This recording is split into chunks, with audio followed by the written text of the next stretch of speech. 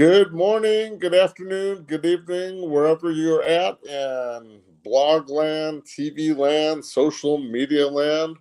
Welcome to Taboo Talk with Ray and Steve. I'm Ray Amanat, based out in Port Richey, Florida, and joining me is my co-host, Mr. Steve Reed, as always, somewhere in a undisclosed safe house because he's too chicken to just come out and be with the world. Please, Steve, don't be a Biden. Don't be a Biden. Don't hide in your basement. Yeah, Ray, whatever. I'm just not an expert in self-defense like you are with, 87 years of teaching and doing self-defense. I'm that old. I'm that Yeah, okay. I yeah, see. well, something like that. So how are you doing today, Ray? I am excited. Not for the. I'm sad for the topic that we're doing today because it hits a little bit too close to home for me. Yeah, I understand.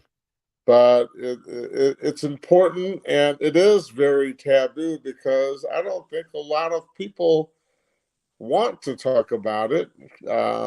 They just if this is happening in your home and the topic we're talking about today is child abuse, and if it's happening in your home and the parents are just sweeping it under the rug and more or less saying nothing to see here, that's a big part of the problem. We're going to really dive into that. But aside from that, I'm doing great. I know you're going to be coming out here to visit Florida in August, so I'm excited to see you and a lot of our networking gang mid August. So that's exciting, and I've got some exciting things I've got going on.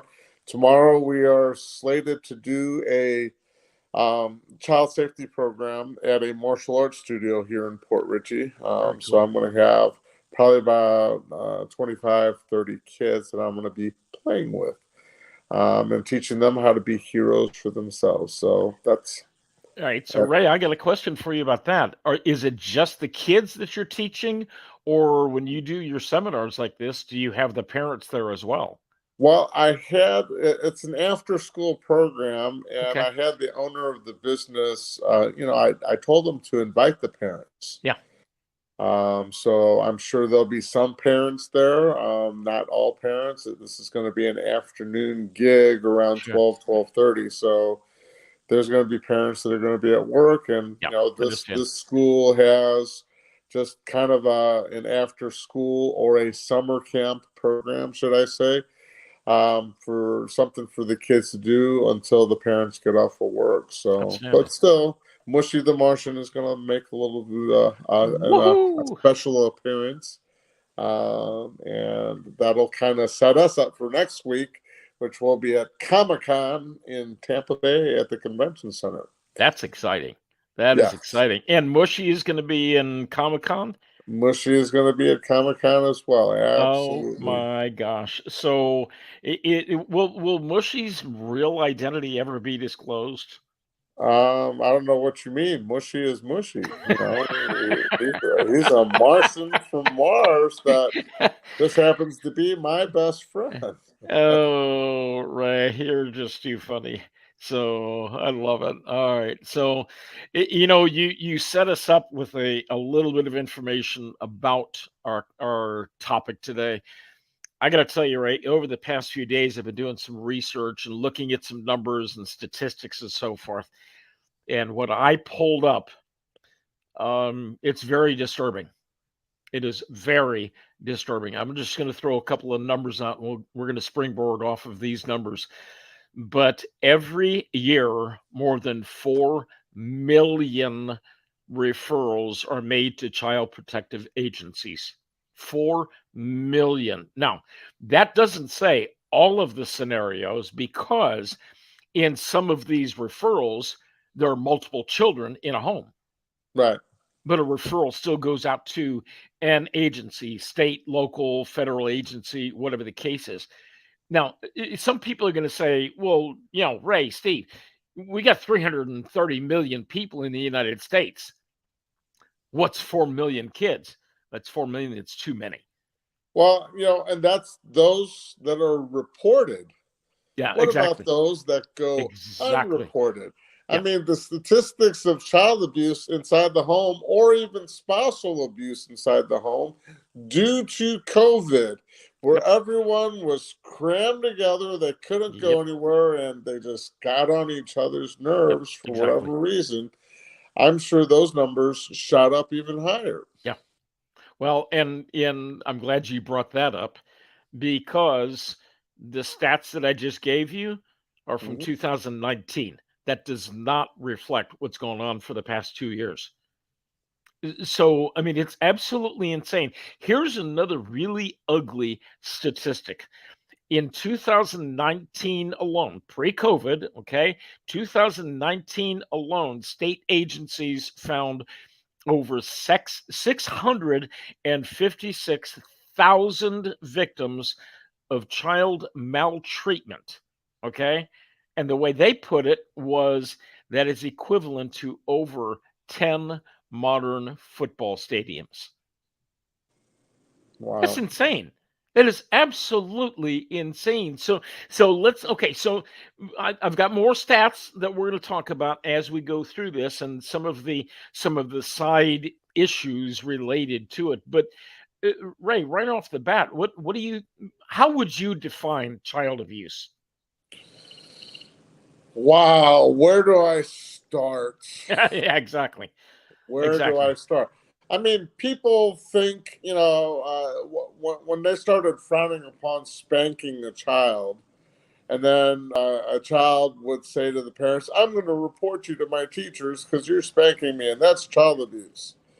Um, you know, the definition of child abuse has changed over the years. Yes, absolutely. Um, from back when it was not frowned upon to spank a child to now it's like, no, you really should just give them a timeout. Or, so it's totally different. But, when you're looking at, is this child constantly have bruising on their body? I Yep. saw an interview a long time ago. I think it was either on the Montel Williams show. I believe it was Montel Williams show. Yeah. This show actually brought me to tears, because one of the things it said that you have a parent that abuses the child. Let's say they have four kids. I have three brothers, so this is why it hit home to me. They said that the abuser doesn't always physically abuse all four children because it would be too obvious that there's major abuse going on, physical abuse going on in the home. Yeah. That they just single out and take everything out on typically one child, Yeah. where then they can just say, oh, he or she is clumsy. They fall down riding their bike all the time. So Exactly. it justifies why that one child has all the bruises on them or all the injuries. Yeah. Why does he have a black eye? Well, he got hit with a baseball. They come up with all the Yeah. excuses. And, my mom had always said with my brothers and I, whatever happens in the home stays in the home, Yeah. which was kind of a threat because then I couldn't talk to anyone. I couldn't talk to my dad. My parents were divorced. I couldn't talk to teachers at school because my mom had really put the fear of God in us. She had really Sure. brainwashed us into thinking things would happen would be a lot worse. So, you have physical abuse, which is more visible to people. Yeah. Exactly. You have emotional abuse, Right. where if you have a parent that's constantly saying you're ugly, you're dumb, you're stupid, Yeah. you will always be a bum, that's a form of abuse. Absolutely. Hello, I was one of those kids that my mom, constantly, to this day, my brothers were all straight A, honor roll students, gifted children program, and I was the dumb dumb of the family. Mm. And she let me know it on a daily basis.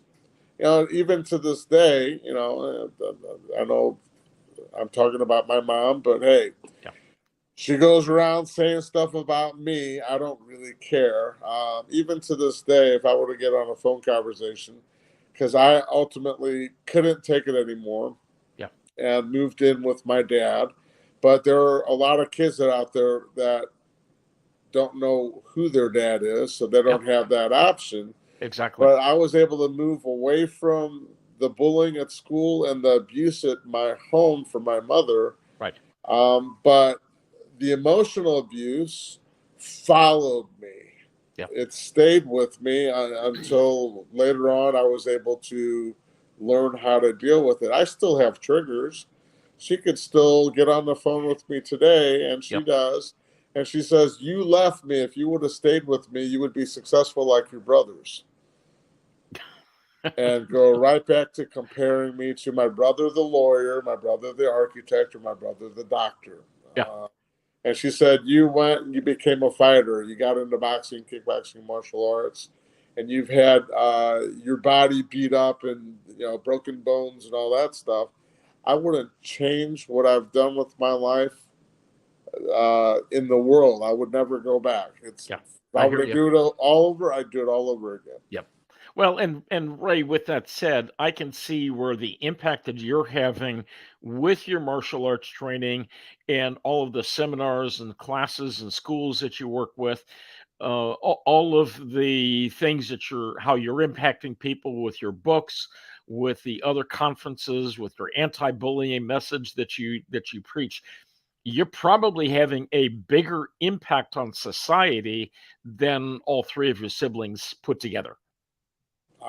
That's my goal. Yeah, I hope so. I mean, understand. that's I want to be not just a national speaker, but eventually an international speaker to get out and help people Yeah, that don't absolutely. have any other choice or don't have any other options. So, what are your what's your opinion on other different forms of abuse that's out there? Well, Ray, over the years with my coaching practice, I've worked with all different kinds of people, and the I'm going to give you two different real quick illustrations. No detail, understand that. But one of my clients, when he was 10 years old, his grandfather passed away. His grandmother moved in with the family, and he used to love hanging out with his grandparents.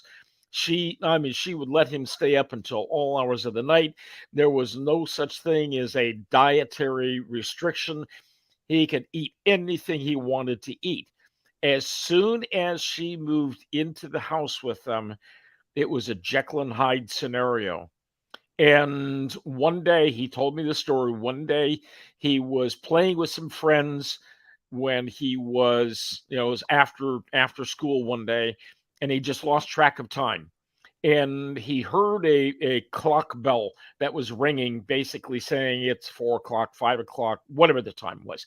He ran home as fast as he could, but he was 20 or 30 minutes late in getting home. His grandmother was standing there waiting for him and started to beat him, not spank him, not punish him, but beat him. And then that started the verbal abuse. You're worthless. You'll never amount to anything. Why can't you be more respectful, etc.? All of that verbal abuse. He went to his parents to complain. And of course, she denied everything. Fast forward, unfortunately, he had a situation. He had gotten married. Well, he left home. He turned 18 years old. He left home, joined the Marines against his parents' wishes, and said, I don't care. I'm never coming back. He joined the Marines. He got away from that negative stuff. Now, understand his CO, he probably abused him in ways more than his grandmother ever did, but it was for a purpose, okay? And as a result, he became a stellar, officer in the community or in that world. Well, he came home, he met a girl, they got married, then life continues to change. Her parents started having some issues. They moved in with her parents because her father was dealing with some health issues. Her father eventually passed away, but then her mother resumed the negative stuff. you're worthless, you'll never amount to anything, you're a deadbeat, et cetera, et cetera. And all of a sudden, he took that mindset with him. And thankfully, when I got to him, I mean, he was Ray. The first time I saw him, he could not look me in the eyes, could not look me in the eyes. That's how beaten down he was, and he was, basically he was emasculated. And when we finished, his mantra that he was screaming at the top of his lungs is, "I am a mighty warrior." It changed his mindset. I had So, another. I mean, I don't mean to cut you off. No. There's so much to the stories. You have parents that chain their kids to the toilet because they want to go out and party. Oh yeah. You have parents that don't feed their kids, they lock them Yes. up in their rooms. Yes. You have incest. You have Exactly. boyfriends of mothers or brothers or sisters or whatever else that sexually abuse Yep. the child. So when we're talking abuse, mental, physical, sexual, psychological, Yep. you have children that have learning disabilities, physical disabilities, that are hearing impaired, that are Absolutely. visually impaired, that are traumatized and totally physically, verbally, and sexually abused, that go under the radar. That's how sick and disgusting this topic is. That no people, I doubt if we get anybody on our Facebook page to jump on and make a comment or anything to add to the conversation Yeah. because this topic is so taboo. Well, Ray, you shared some stories about your mother. I had my own issues growing up. I'm the youngest of four boys, and I had older family members that physically abused me as well. And I didn't dare say anything to anybody. My dad was a minister, and imagine what would happen, the rumblings in the community, if the community knew that my dad, the minister, that his son was being physically abused by older family members. And that's all I'm going to say from there for slander reasons. We'll just leave it at Sure. that. But the sad thing, Ray, is it doesn't just stop with child abuse, because what happens is those children grow up. Well, let me rephrase. Those children get older. Okay. Sometimes they don't grow up. Sometimes those children that were the abusers become narcissists and continue the abuse into their adult years. And it happens more than we realize. I have dealt with so many people over the years that you could tell that they were a narcissist, and they think the world revolves around them, and they're going to do everything they possibly can to make sure everybody knows how great they are. But in reality, they're lower than slug slime. I mean, and everybody knows it, but they are too hung up on themselves, because of their whatever, their inferiority issues. But they continue to take it out on other people and abuse other people as they get older and older in life. Here's another sad statistic I just got from this from the CDC website.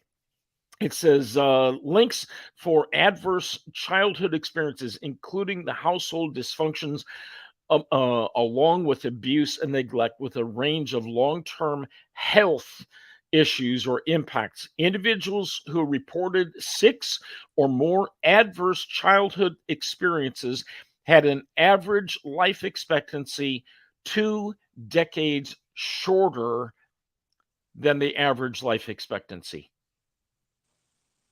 So if the average is for me to live 70 years, then most people that are traumatized or abused would probably Yeah. only live to about what, 50? Yeah, 50, 55, 60. And they develop all different types of diseases and disorders. COPD is one of the big ones that has been revealed. Liver disease, other health related things. chronic obstructive pulmonary disease, COPD, heart disease is another one. And so as a result, okay, I'm going to digress for just a brief moment. There is an author and speaker, Caroline Leaf. She does a lot of work, psychological work with a lot of people, and she did some experiments where she had two plants that were on her desk, and every day she yelled and screamed at one of the plants. Over a period of time, that plant just shriveled up. Okay, the other plant, she spoke nicely, kindly, watered it, fed it, etc., all of those kind, and it is flourishing. Well, that's a plant, or those are two different plants. Imagine what happens if we are continuously told that we are stupid, we're ugly, we're fat, we'll never amount to anything, we're no good, we're a thief. You're going to end up in prison just like your Uncle Jesse, etc. All of that garbage. That is another one of those forms of child abuse. And we see it over and over again, in addition to the physical abuse, in addition to the sexual abuse, and all of those other things. The neglect that is going on is. Can I add to the list? No, you can't. Yeah, please do. Parents that, I've worked with so many kids over the years, and parents that smoke cigars or cigarettes, Oh, where absolutely. their child's clothing is, they just smell like an ashtray. Yeah, What kind of health problems is that child going to have? exactly. Parents that are making methamphetamines inside their house or doing any other type of hardcore drug or gateway drug that leads to hardcore drugs. Yeah, Parents that abuse alcohol, they're alcoholics, they abuse the alcohol, which ends up they abuse their family, their child. Um, so when you're dealing with drug addiction, to the point where you're making it outside the house in front of your kids, when you're leaving syringes around, oh yeah, insane. um, uh, when you're an addict and you have a baby and the baby's drinking the breast milk and is an addict because of you, it just keeps going on and on and Yes, on. yes. We have the question, where does this start, or what do you think is the cause of child abuse? I couldn't tell you. Well, right, I've got an answer, or one answer of many, but before we go to that answer, we need to take a real brief break, and let's talk a little bit about Heroes in Action. So tell us a little bit of some of the things that Heroes in Action does to help minimize or prevent some of the issues with child abuse. So I created Heroes in Action mainly because as a child, I was a target for bullying. I never had a public speaker come to our school to talk about, here's some strategies on how to deal with bullying. Here's some strategies on what to say, what to do, so that you're not labeled a tattletale or a snitch or anything like that. I wrote the book Bully, Victim, or Hero as it's pretty much about my story on how I went from being the victim to becoming the bully to now I travel and try to teach people how to be heroes for themselves. I wrote the book series, The Adventures of Mushy the Martian, as a tool for parents and teachers to use to introduce sensitive topics like bullying, like dealing with strangers, and like following directions, so that kids learn how to be better critical thinkers or problem solvers. I wanted Heroes in Action to be a program where I can go out into the public and educate them via lectures or hands on seminars on teaching people what to do if you're put in a situation where you're face to face with somebody that's unreasonable, irrational, and maybe armed or unarmed with intent to hurt you. Our goal is mainly focusing on violence prevention, so that people can overcome fears. Um, we want people to have the tools to be able to grow and be successful in life. So we have children's programs, we have programs for domestic violence in the home, We have programs for workplace violence, dealing with active shooters. All those situations can stem from somebody that's been abused at home or bullied at school, and they grow and turn into this monster because they've never been given the strategies. With Mushy the Martian, we go to public places and I introduce Mushy after I do a book reading. And we're trying to get Mushy to be the next Mickey Mouse, if you will. Hopefully, someday Pixar or somebody will pick us up and we'll be able to spread the message of positive thinking, problem solving, and being a hero through that through Mushy. You can get a hold of us. There's our contact information that you guys can pretty much see as far as phone number, email. Visit our Heroes in Action. Our goal is to get a whole bunch of donors. If we can get up to 4,000 donors that donate just $5 a month, the cost of an expensive cup of coffee at Starbucks, that will enable us to travel nationally and provide all of our training and materials, books, t-shirts, superhero capes, and everything for kids for free. We don't want to charge a dime for what we have to offer, but we need everyone's help to donate $5 or more. Just go to our website and click the donate now button or tab and help us help our country and our communities. Ray, you've got a great heart for kids and helping, just helping people get better all the way around. And I really appreciate what you are doing for your community, but also for communities around the country. So thank you very much. So, yeah, let's go back and talk about some of the root causes of child abuse or abuse in general. Is a phrase that I heard many years ago, and I continue to use it today. And it goes like this: hurt people hurt people. And what happens oftentimes is if you have been hurt growing up, that's your mindset. That's what you know because that's all you saw. So one of the things that I do when I'm working with young couples that are engaged, they're getting ready to get married, we go through some of the past things that they have dealt with. Did they come from an intact home? Did they come from a broken home? Did one of the parents pass away? Were they living with the parents? Were they living with grandparents? All of those kinds of things. Those are all dynamics when it comes to their situation and where they're going to be in their upcoming relationship or marriage.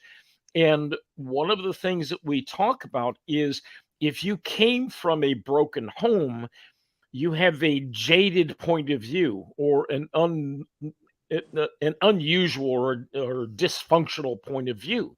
If you come from a home that was intact, my mom and dad were absolutely fabulous. I have nothing but high praise for them. So how anyway? So anyway, I'm just going to keep going. You're fine. but but when you if you see things that are not normal over and over and over again, that's the way you're going to look at things. Now, I got to quote a real quick story, probably one of my favorite stories from Zig Ziglar. And he said that there was a mother and daughter that are preparing a big holiday meal. And the daughter's in her early 20s, and the daughter says, "Mom, why do you always cut the ham or cut the ends off the ham before you bake it?"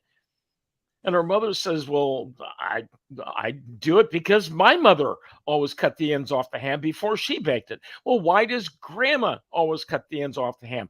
"I don't know. Why don't we call her?" So they get grandma on the phone. "Grandma, why do you always cut the ends off the ham before you bake it?" "Well, because I don't have a pot big enough to fit the ham in."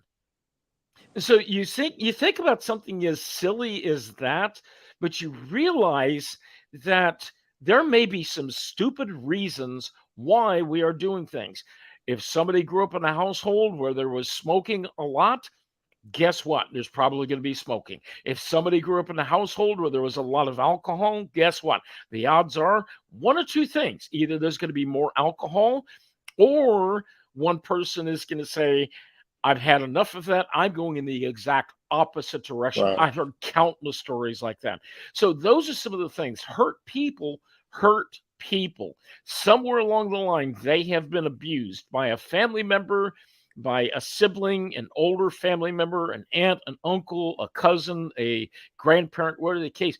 It almost always leads back to some type of history from that older person. What do you think? I think you're spot on with that, and we actually got a comment from a viewer that asked, "What should someone do if they suspect the child is being abused?" Which kind of goes hand in hand. Or what are some of the signs to look for? Yeah.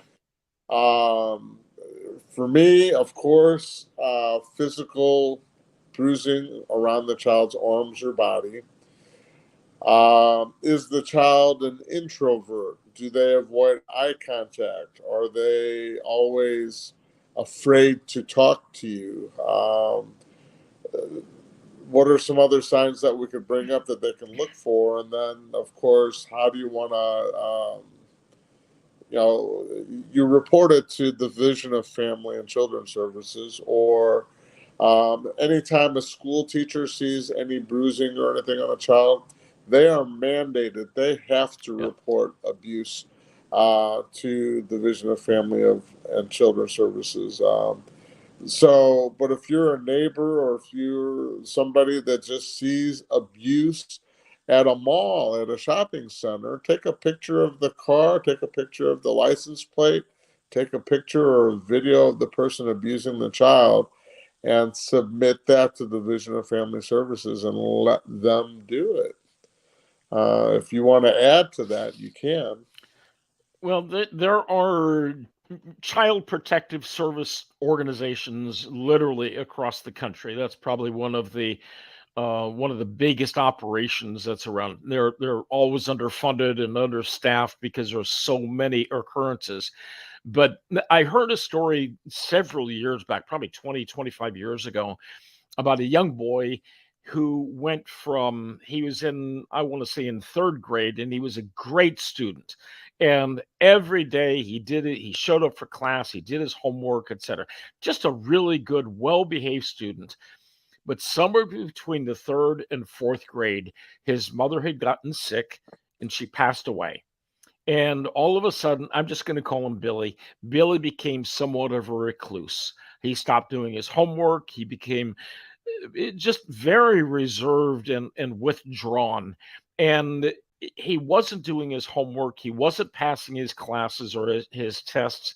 And the teachers were starting to get concerned about him, but nobody really identified what was going on. They just said he's got major emotional issues and he's unruly, he can't be taught, etc., etc. Well, a few years later, one of the other teachers went back and looked at his public records, his history, and they discovered that between either second and third grade or third and fourth grade, his mother had passed away. And that's when everything started to take place.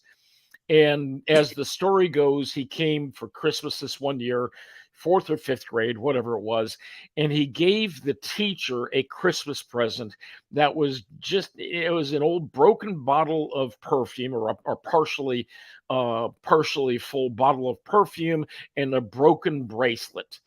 And that's what he gave to the teacher. And the teacher opened it up, and thankfully she knew some of his history. And she says, "Oh my gosh, this is so special." She took the perfume out, sprayed the perfume on, wore the bracelet. And then she told this little Billy how thankful she was. And he said, "Well, that's the perfume that my mom used to wear." As a result, she took him under his wing. Fast forward, the story goes that he graduated with honors from high school because of her mentoring. He graduated from college. He invited her to come to his graduation. He got married. He graduated from med school, etc. And she was there through the entire process because This one teacher spotted the signs, saw what was going on, saw the radical change from one year to the next, and started addressing the issue in the ways that she could help. And as a result, he turned out to be a great doctor. So, but it's those teachers, it's the Sunday school, it's the church, it's the neighbors, it's other family members.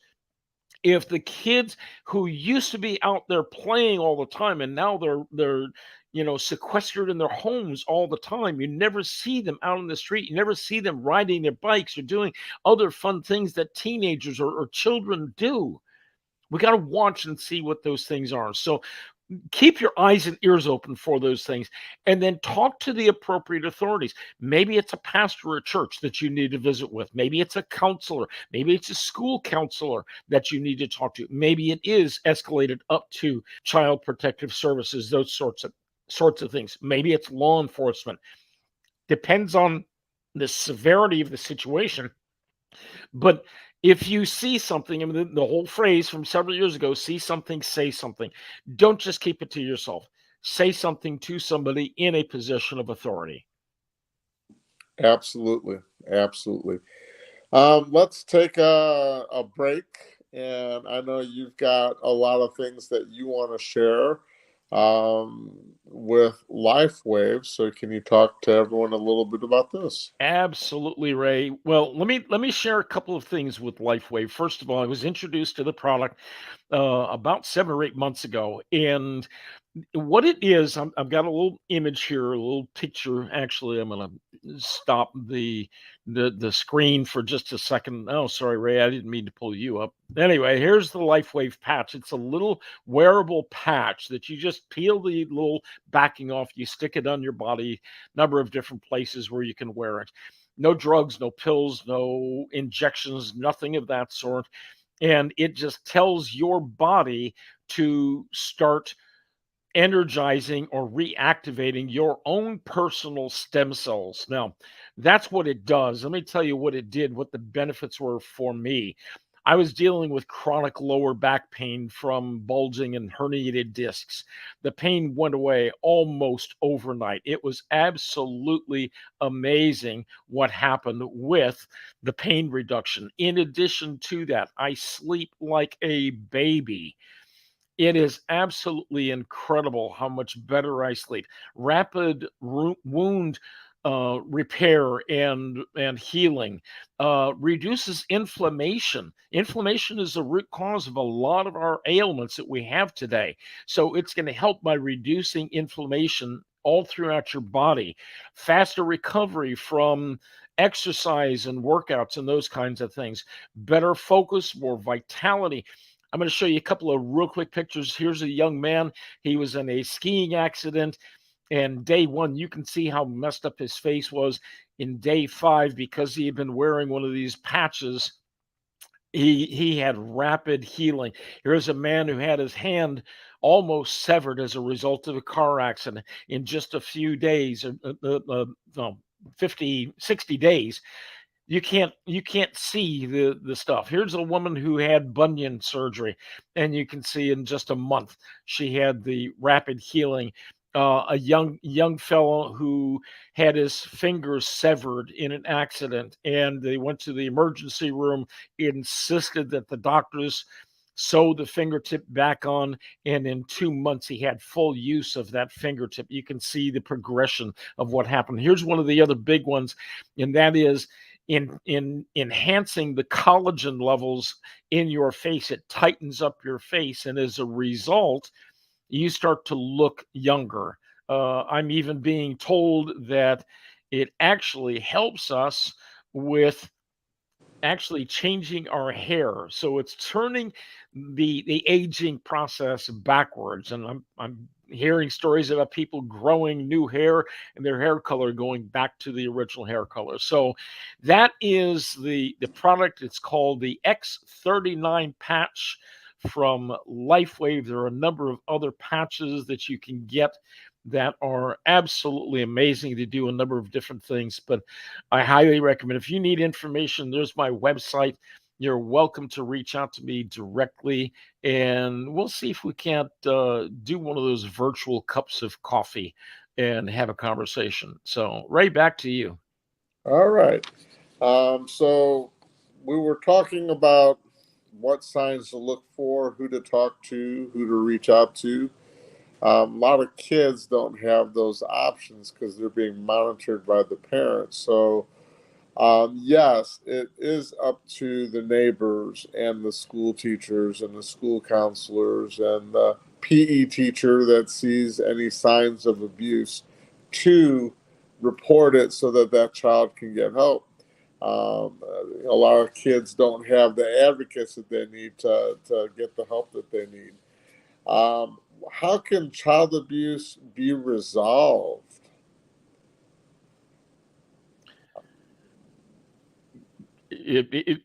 Ray, see something, say something. You've got to report it.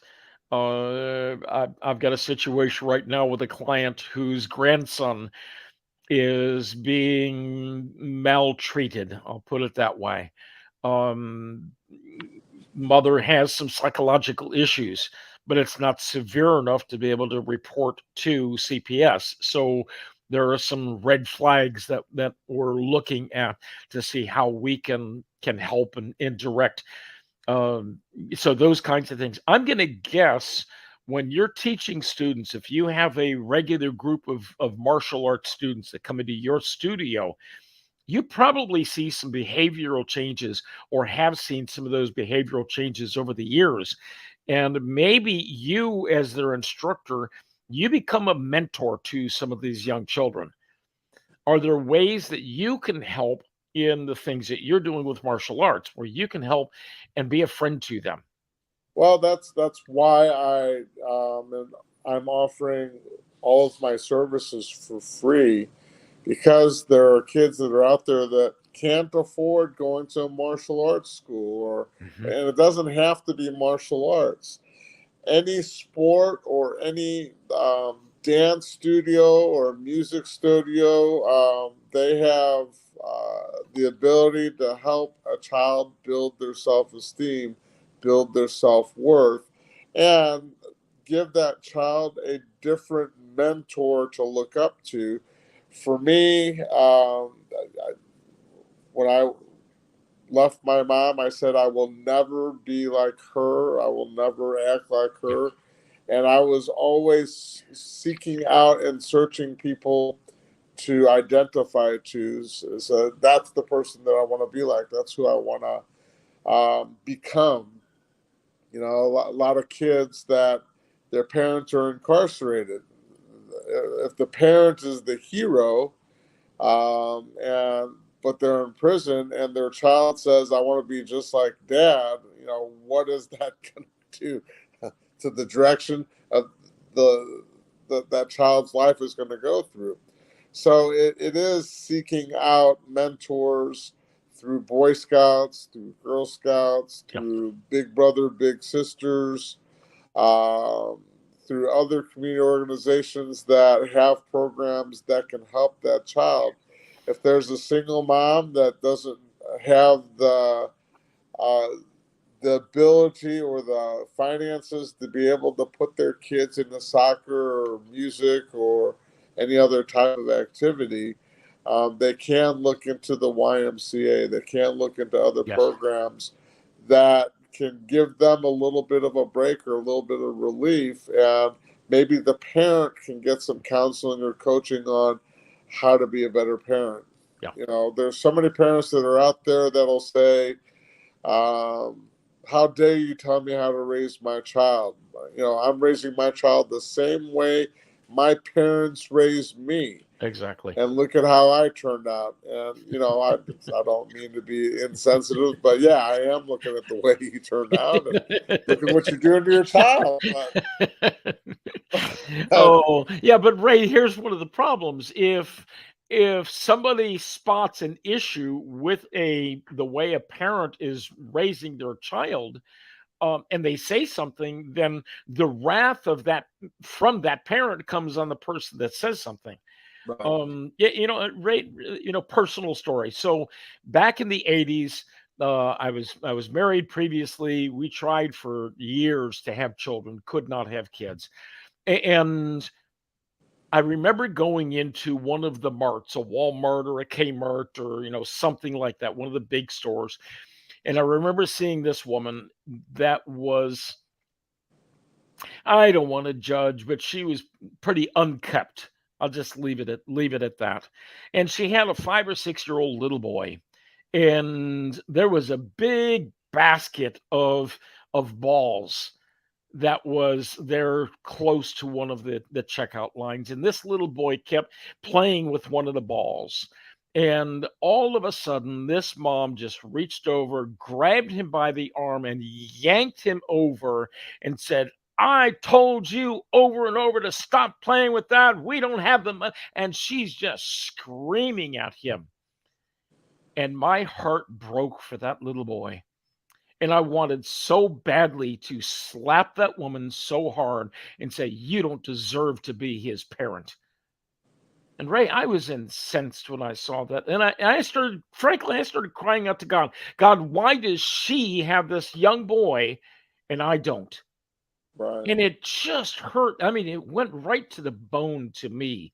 And so as a result, I did other things and I started working with my youth group shortly thereafter. And I started helping these kids, preteens and teenagers and trying to be a mentor and a guide and so forth to them.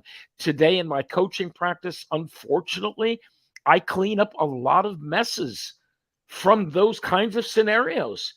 So whether it's the physical or emotional abuse, whatever, I clean up a lot of messes. And a lot of those people are damaged for a long time. And that projects itself into additional relationships. Right. I want to share. No, I don't want to share, but I'm going to anyway. I'm going to share another ugly statistic.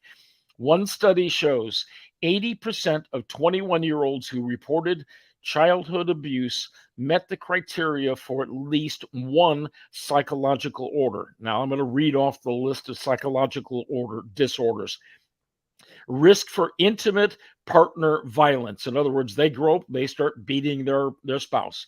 Number two, alcoholism or other alcohol abuse issues, illicit drug abuse, smoking and drinking at an early age, depression, and here's the biggest one, suicide attempts. They're screaming for help and they don't know where to go. So they try to take their lives.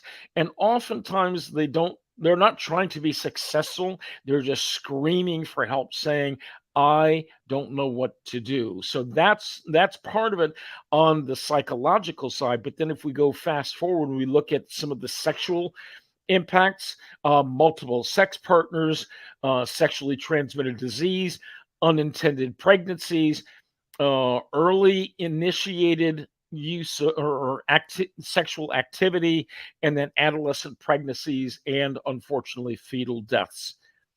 So all of these things are stems from the abuse that the children are having when they're 3, 4, 5, 10 years old, and it just keeps getting worse and worse and worse.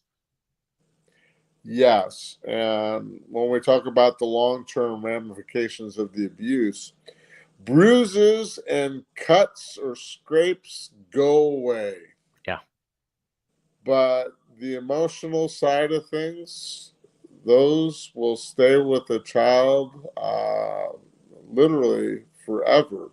Yeah. It'll affect the relationships that they have in their future. Are they going to have, we talk about conditional and unconditional love, where, you have a parent that says, if you don't do what I say, then I won't love you anymore. Yeah. Do what I say and then I'll love you. Or, it's my mom would be like, do what I say. If you don't do what I say, then I'm going to take you out of my will. Yeah. I got to a point where I'm like, I don't give a crap about your will. You can take it and use it as toilet paper. Mhm. So the long-term ramifications where a child is in a relationship based on conditional love. Yes. Yes. Um, unconditional love, regardless of whatever the child does. If the child gets in trouble, if the child misspeaks or does something bad, your parent will always love you. But the conditional love, that's what you and I'm kind of in past relationships guilty of it because of how I was raised, Yeah, where you make people feel like they have to walk on eggshells. They have to be careful what they say, be careful exactly. how they react, and that affects a child's relationships down the road, Yeah, where it's not going to be very healthy. If we can, through churches or through other organizations, learn what unconditional love, unconditional friendship is, absolutely. that can help turn things around in a more positive way. Yeah. Ray, we're starting to wind down on time. I know with our conversations, and I think it's interesting how we started connecting a couple of years ago and listening to each other's stories. I know you have been a great resource for helping young people get past some of the things because you help people have a good, proper, healthy mindset. And that's one of the primary things that I do as well. You work with the younger people, and I know you work with women in self-defense issues, but I know you really have a passion for working with those 10, 11, 12-year-old young children. And you have ways of being able to leave a good, solid, healthy impression with those kids.